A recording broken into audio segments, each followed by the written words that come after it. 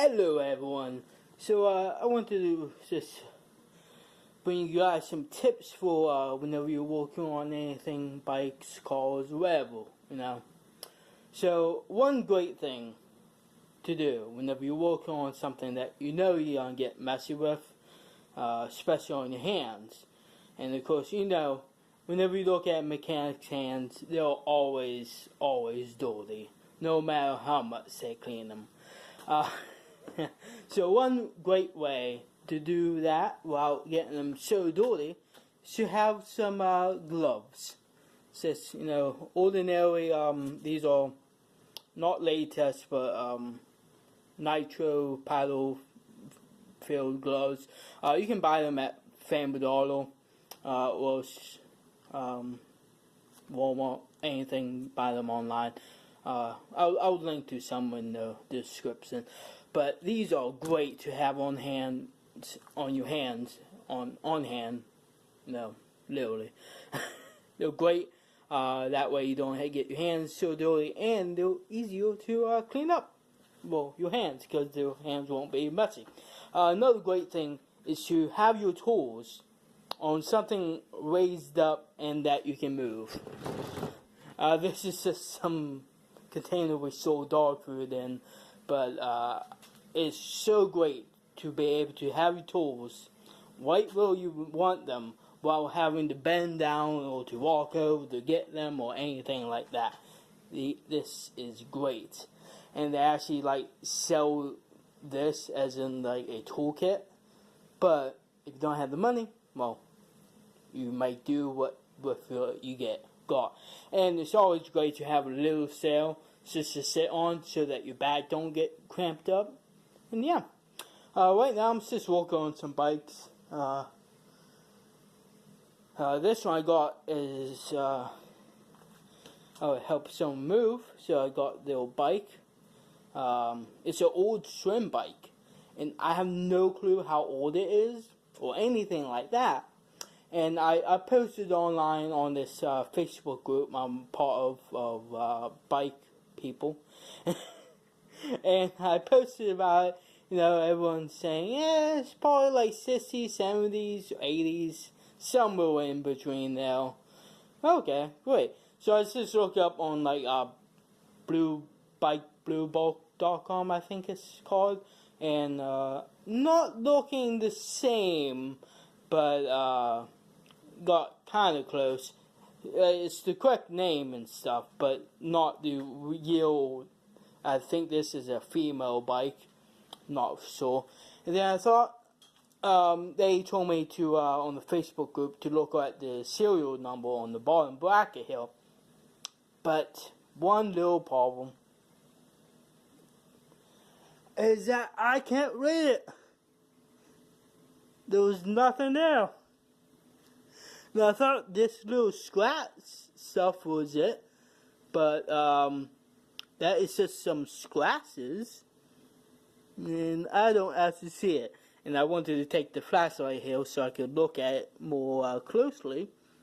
But yeah, it would appear there was nothing, no writing on this whatsoever. Anywhere. I'm just using the flashlight real quick so that I could see. But yeah, I can't see nothing about this or anything. Maybe you guys could tell me in the comments.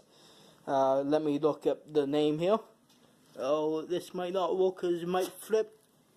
Let's say, actually I'll just, oh, another great thing with the gloves is that they work with your smartphone as well.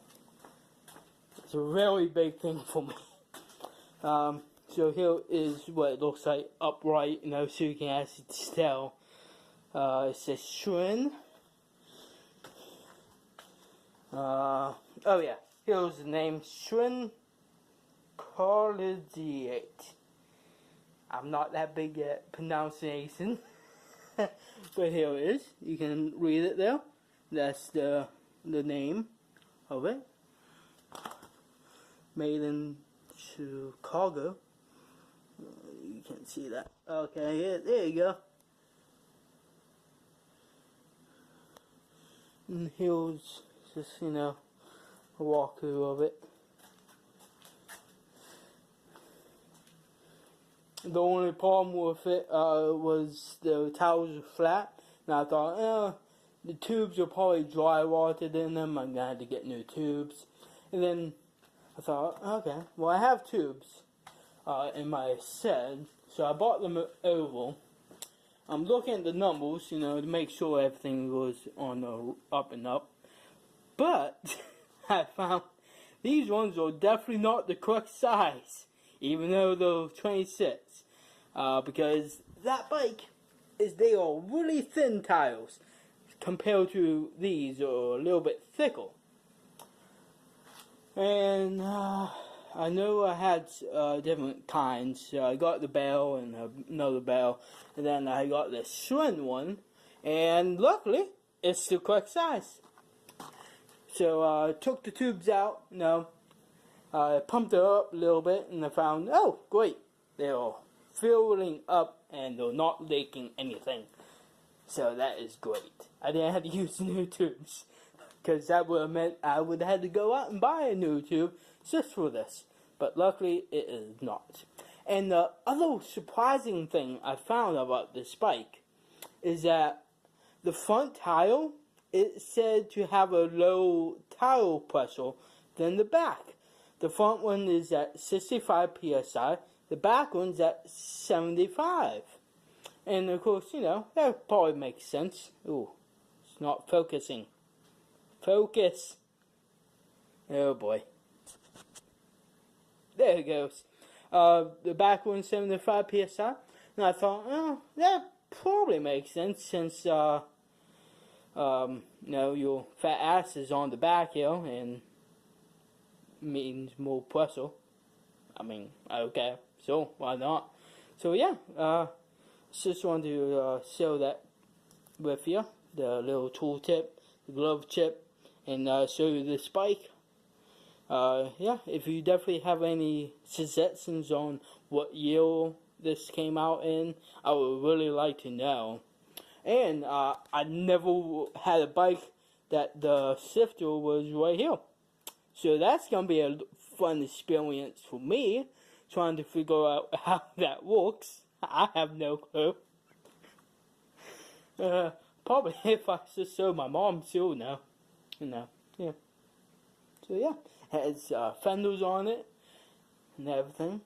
They actually hook on to the bolt here, and when I was taking off the wheel, I fucked up the bolt. It was when I was loosening it, it was moving, so I had to push that back over. I think I did it correctly. I'm not sure. And I haven't tested the brakes, but they looked fine. They might be a little bit dry rotted, so I might take some sandpaper to it, and that will help it. But I really don't want to do anything else to the bike other than, make it original. Because this is a fancy bike. So yeah, if you have any suggestions on what it is, I'm talking way too much now. You gotta go. Alright.